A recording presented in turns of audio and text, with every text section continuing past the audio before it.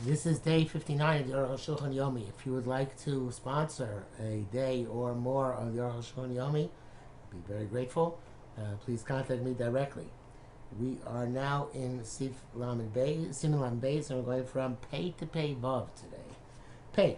The inspired the Shin Shel Tefillin Aloch L'Moshe Misina. The Shin on the Tefillin is Aloch L'Moshe Misina Tefillin. Shalosh, of course, B'Shalosh Mekampte or it's in the Shalosh. You crease the leather. Echad b'yamin, v'echad b'smol. One on the right and one on the left. You keep a Gaonim, and the Gaonim have a Masorah. Did have Masorah. Should be yamin shemeniach on the right side of the person putting on the tefillin. Shalosh Roshim. The shin has 3 heads. The shel small on the left side of the tefillin. Shel dal Roshim, and you have it has 4 heads. The shin. If you switch them around, the sides, it's not possible. And it's also to be made both of them of 3 heads, or bar Roshim or 4 heads. Came in the Gemara before the stam shin. Gemara just says that you have to have a shin, shin, and they're both considered to be shin. Even though I didn't find it explicitly, nearly came. I believe that you'd say either if you, no matter what. The Mishnah Berurah says if you made on the Dut Stodim only a shin of 3 heads or 4 heads, it is possible. So we have a major machlokas here between the Mishnah Berurah and the Arukh HaShulchan. Arukh HaShulchan holding that it's okay, but the evidence at least, because there's no source to passel it, and the Mishnah Berurah is saying no, it's possible, because they found no source to say it's kosher. Interesting. Could be that there's something here about the difference between the Mishnah Berurah's approach and the Arukh HaShulchan's approach, for those who want to darshan. Okay. The time of Rabbi them was shinim elu. There are many reasons given for these shins. Come before Bazar Pinchas. The Zohar says Shem connected Shiva Alfei Shnin. It corresponds to the 7,000 years of this world's existence. 6,000 in which it exists, and 1,000 in which it is at rest. The Tamim B'Mefarshim and other reasons given in the Mefarshim B'Rashim Shashanim Shalashim Yesh Osim Agulim. Some people make the heads of the shin round. Yesh Osim Rubaim. Some people make them square. The Mishnah Berurah says that they don't have to be literally in Safra's writing, just similar to Safra's writing. And the minhag in the Sofrim in many places is to make them literally in Ksav Ashuris, as Ksav Ashuris meaning that which is the Sofra Ksav. I assume. I'm not sure if it has tagging or doesn't have tagging. Actually, we should have checked that before we began here. The little one which I have here does have tagging. Yeah, it does. You won't be able to see it because it's just too hard to see, but it does have a tag on the shin, and it looks very much like a Safra's shin. Yudim Shemshim Tzichem Ligal Mata B'Shulei Hashinin. The Yudim in the shin, which are the top part, the arms of the shin, have to reach the bottom of the shin. Lokamer, not that those who say Shebashim Shal Abaroshim, that the shin of which have 4 heads, Lo Yagiu Ha Yudim Lamata, that the Yudim should not extend to the bottom part of the shin.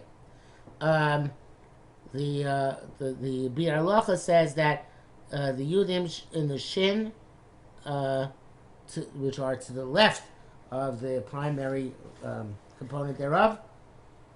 Okay, I'm not sure I can show this you properly, but let's try anyway. The shin, maybe you can see it now. So the left part of the shin is the main leg of the shin. Then there are 3 other yuds, which are the ones we're talking about. The last one, which has the tag on top of it.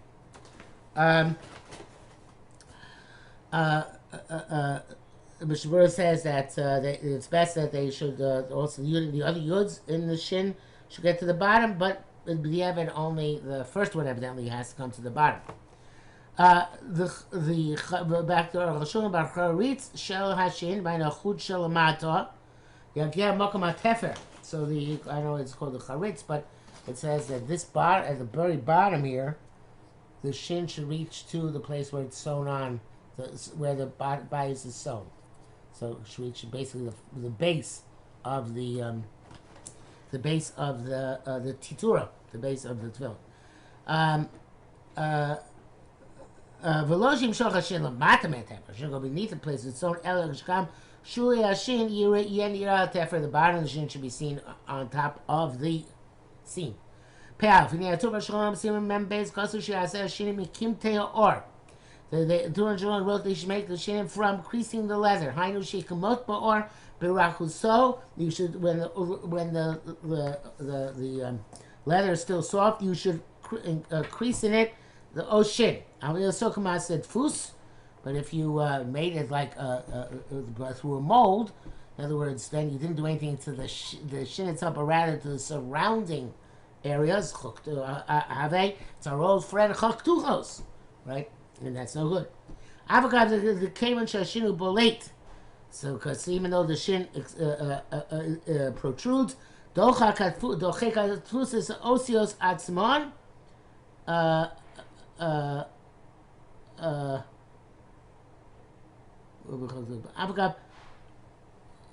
I guess where you make the crease in the shin itself, since the shin is protrudes, so by definition, I guess whatever mold you're using is going to cause the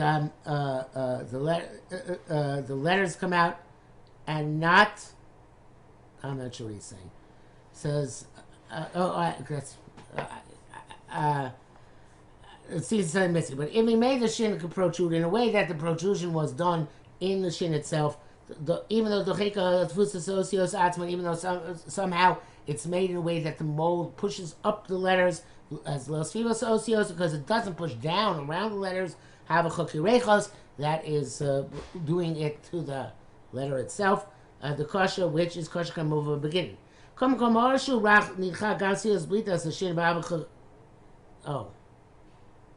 now I got it. Okay. So he says, no, in the regular mold, right? You can make the argument that since the mold presses down, but also presses up the letters in the middle, so therefore you can say it's chakir rechos, right? Because you pressed by pressing down, you pressed up also. Okay, let's go back a minute. So he says, once you make the shin protruding, even with the mold, the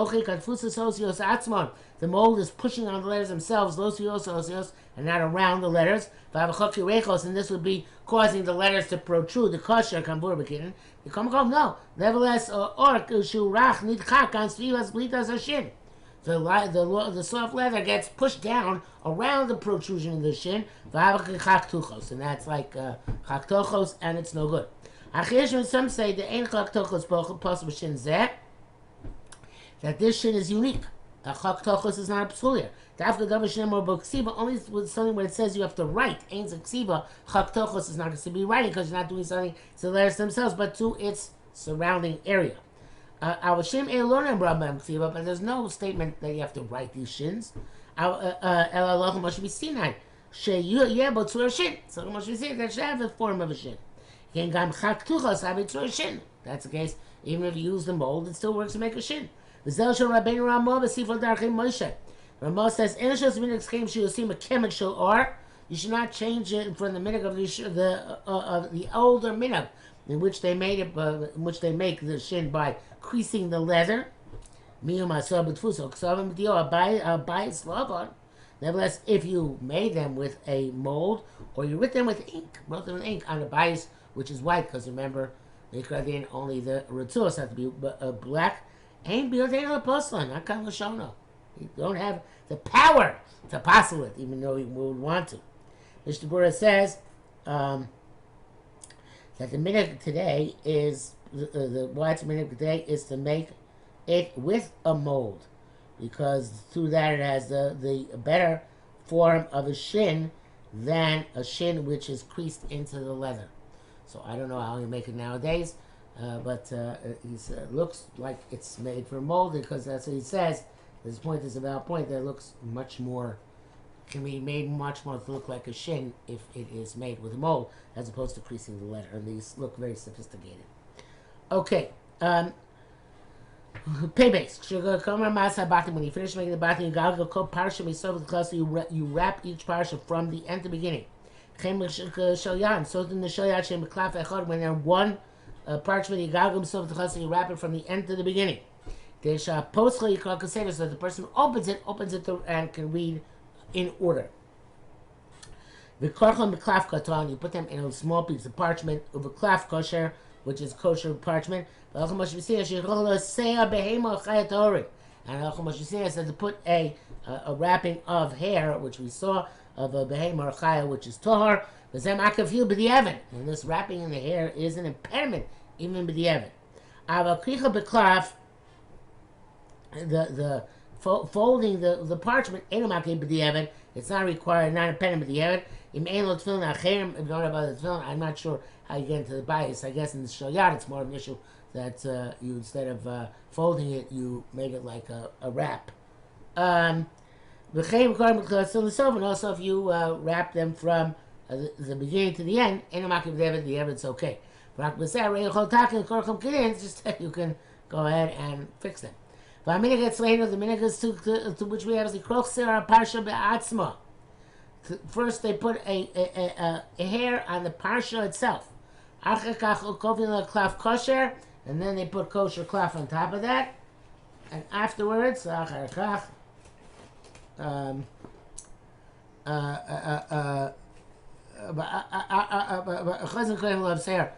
then afterwards you put hair on top of it again.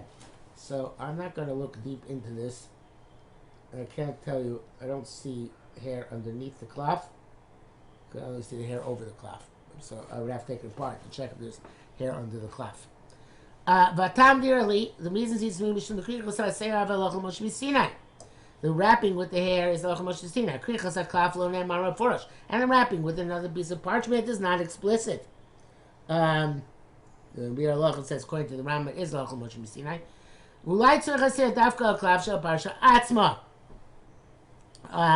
And maybe you need the hair specifically on the cloth, on the actual parsha cloth. But since according to the Gonim, you need cloth on another cloth on the parshas and hair on top of that. He said b'shimusha rabba. It says that Sefer L'chein we do both. Pei Gimel. Now we said the hair could be of any pei or chaya Torah, but he says asher sheyeshel ego. It should be the hair of a calf. To atone for the golden calf. But if you can't find of a calf, use that of a cow or of an ox. You have to wash the hair very well, doing with achinoki till it's clean. And the Masorah has come a little bit of this hair has to be seen outside the bais, parshas vayayim shamar, but side of ponel parshas kadesh, to the part which goes to the parsha of Kadesh, which is one of the other parshas in the film. So I'm not sure that you can see this in the old film which I have here from those samples. I'm not sure they even have it, but this is from online. You can see that this is the little hair protruding out at the front of the tefillin, and the question mark on the question at the bottom is from a Chabad website. Why is there a white string sticking out of the head tefillin?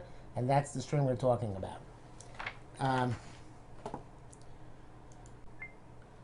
So this is how you tell the difference between tefillin rosh of Rashi and tefillin rosh of Beinu Tam, since because he says nimtza tefillin Rashi yotzei lo rachok me'akotzeh. It doesn't come out very far from the end, which I think is what we see here in this picture. Tefillin Rabbeinu Tam yotzim ba'emtza. In the Rabbeinu Tam tefillin they come out in the middle, because the way the parshas are arranged, so be this is clearly Rashi tefillin, and Rabbeinu Tam would be the middle. The Zohar says this hair should not be the length of a barley kernel, a little bit less than that. Here we have long brackets. Seir is not metame, so why is there a problem in length? We think that the only problem would be that possibly it's tuma. Nearly the gam comes as a Zohar came. So the Arukh HaShulchan says Zohar also has a way. V'achei perusho. As we used to say, the seir lo metame elakin yischabel davar acher. Seir doesn't become tame unless hair does not become tame unless it's connected to something else. Such as here shekor chala klaf, where it's wrapped around the klaf, and shamish la klaf, and is a shamish, something which serves the clef. Being itma clef, kamaser tomei, and if the clef becomes tomei, so to the hair becomes tomei. Now, perek yigim l'kelim mishtavav, eitzam shamish z'mateches tomei. Wood, which serves as a handle of metal, can become tomei. Ayin sham. Rainbow kasora, if it doesn't have the size of a barley, avapi agama de chibur ein matame. Even it's connected, it's not matame. There's no concept of tuma on anything which is less than a barley. Of course, the question is, well, everything is tome here anyway, in our day and age, but I guess it's a commemoration of the time when things were not tome. Okay? Pei Dalit. You didn't go parsha by Shalom. Each parsha put it in the shorosh, put it in its own chamber. She's kufa mu'amad bebeis sod should be standing up in the base, below to chevetz, not lying down. Even though according to Rabbeinu Tam it's specifically because he's lying down. We hold like the Shir Rashi, the dafka mu'umad. It has to be standing up. The same machlokas by mezuzah, by the way. The reason why I put mezuzah on a angle is because Rashi holds mezuzah is supposed to be standing straight, and mezuzah Taisus holds supposed to be parallel to the ground. So as a compromise, you put it on an angle. I gotta say parashas Chosheshitas Rabbeinu Tam, even though in the order of the parashas we do take Rabbeinu Tam into account, those people put them to Rabbeinu Tam. It's because some of the Gaonim in ancient times hold that way, as will be explained. As opposed to where the parashas should be horizontal or vertical. Everybody holds that almost everybody except for Rabbeinu Tam holds that to be vertical. Keita use kefein. How do you make them vertical? Shashura elyoina, say elyon. The top of the line in the parsha should be up towards the top of the bais. And the bottom line should be towards the mouth of the bais. And at the beginning of the parsha should be to the right of the reader. That if you comes to read, open them and to read them, they should be properly open before him. You can open them and read them in order. All this is an impediment to the conscience of the children. Especially because it's easy always to fix. The Mishnah writes, but the evidence, you put the parsha in lying down, it's not possible because of that. In this case, Mishnah Berurah is more mako. Nevertheless, you should fix it. That which it says that the bottom line should be towards the opening of the bias. The Biur writes that if you turn the other way, some of the Achronim possible even b'diavad. Pei hey v'chein shel yad kosev ara parshas bor echad. You write the 4 parshas on one cloth. Go to some and you roll them from the end to the beginning. Called a clef and you put a parchment on them, the seir love and hair on it. If you mean again according to Amina Gamal clef shel parshas called seir. Put hair also underneath the clef, the wrapping clef on the clef parshas themselves. Machnisa bebeisam, and you put into the bais the kufa kamov shorosh. Vertically, like in the shorosh. B'tayim b'mnachas the b'yeved having custom arba klafim v'nicham bais echad yotza. B'yeved even you wrote them in 4 parchments and you put them in one bais, that's good enough. And so that break up parshas, those are you don't even have to glue the parshas together.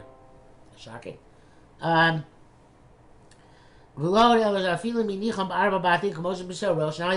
if you put them in 4 chambers in the Tefillin Shel Yad, just like a Shel Rosh. In Tola if you put a single piece of leather on top, so the chambers are no longer distinct from the outside. Now it looks like one high. If you have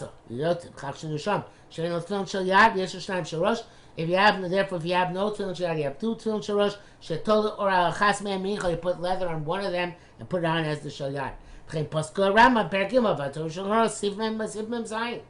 Many posts scream all this way. Because Rabbeinu Ramah,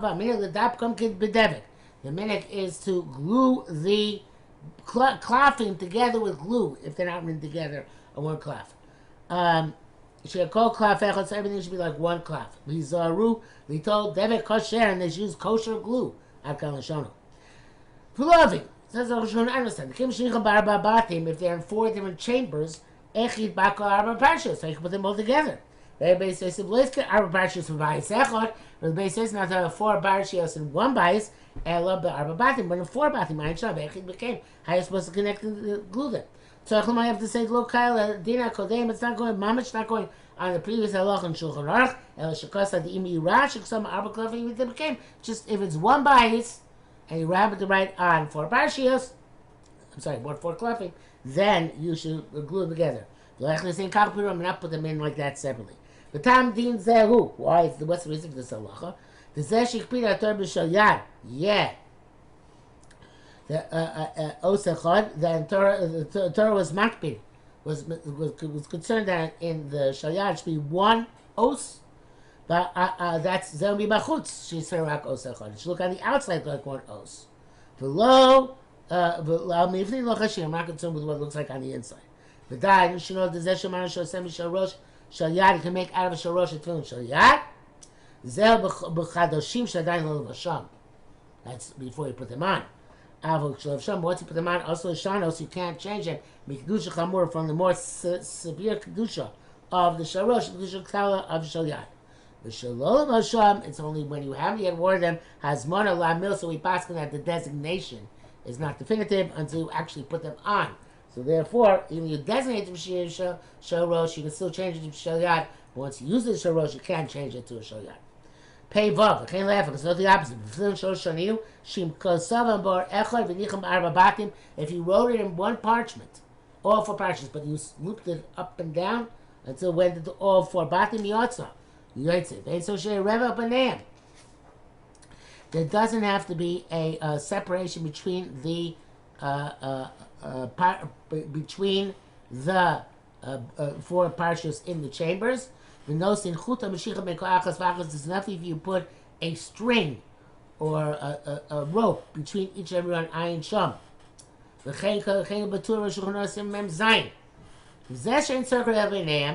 which you don't need a major space between them. You don't need a major space between each and every parsha. But a small gap you need for sure. You have to put each parsha in its own house. So therefore there has to be some gap between the parshas so that you can put push one into one chamber, next into the next chamber, and so on and so forth.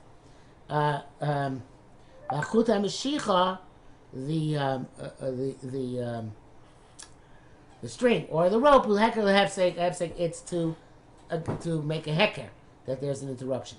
Some Rishon infer from this that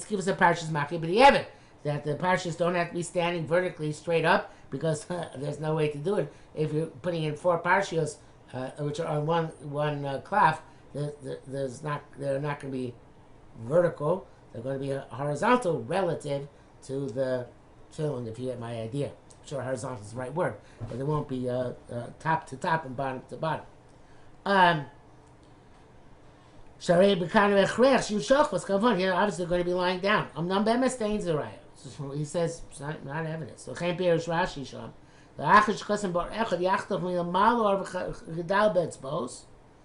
after you write on one parchment, you should cut on top of the parchment like 4 etzbos. In other words, you're slicing the one long parchment strip into 4, but not completely slicing, just enough to stick it in straight up inside the chamber.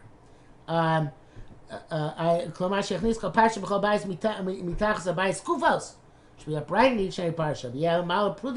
And the parsha, this cloth on top, it should be separated.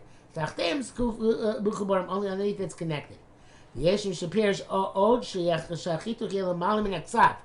Some people say this cutting should be above the writing. Such as where there's a large margin on top of the writing. All the writing is one cloth. Because otherwise it wouldn't be considered to be one cloth. I guess the majority is cut. So it's not considered cloth echad. This way they can be upright. The Rambam doesn't write this halach at all. Seems to be something highly unlikely it's ever going to happen. Mishnah brings down that Kohen write that even when there's no gap between the parshas, You have to put each parsha in its chamber, lying down, not upright. Nevertheless, it's kosher because he holds that the upright is only a mitzvah. Again, in this case, the Mishnah Berurah seems to be more lenient.